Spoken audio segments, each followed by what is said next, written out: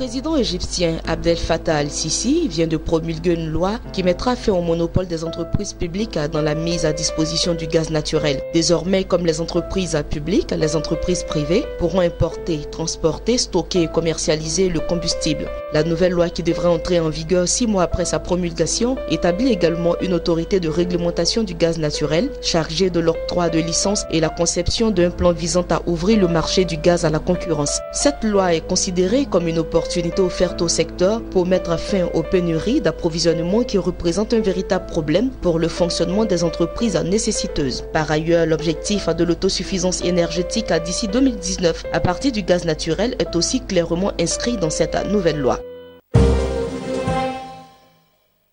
Saramon Ressources, compagnie opérant dans le secteur aurifère burkinabé, a annoncé avoir levé avec succès 1,85 million de dollars canadiens par le biais d'un placement privé de 10,27 millions d'actions ordinaires. Elle a indiqué que les fonds devraient servir à faire avancer les activités d'exploration sur les propriétés au Burkina Faso ainsi qu'à des fins générales de besoins en fonds de roulement.